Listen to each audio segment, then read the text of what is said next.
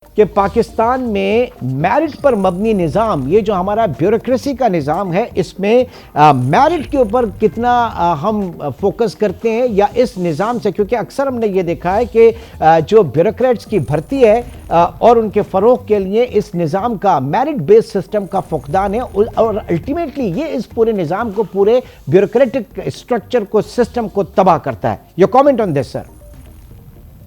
جی، اس میں پہلے تو ناظرین کو اور آپ کو السلام علیکم.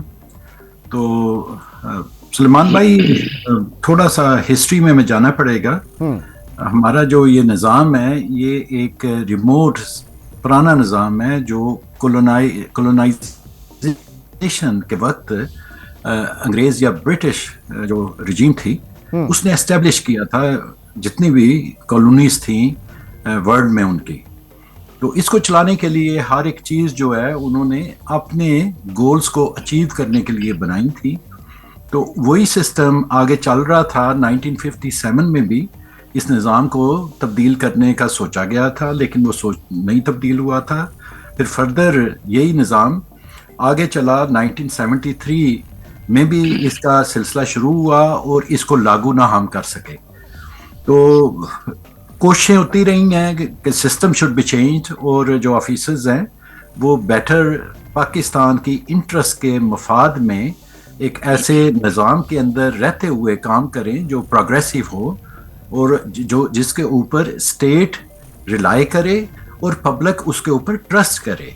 کیونکہ اسٹیٹ اور پبلک کا جو ریلیشن ہوتا ہے وہ اعتماد ہے.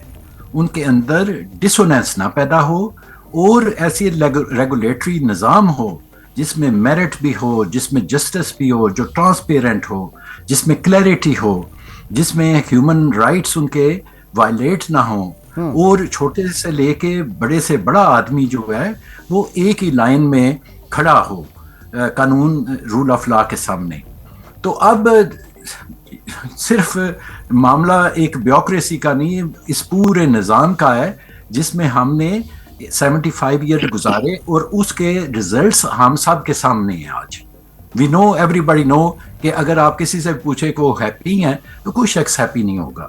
تو دوسری سائڈ کے اوپر بھی دیکھنا ہے کہ جو آفیسرز ہیں وہ بھی ہمارے بھائی ہیں.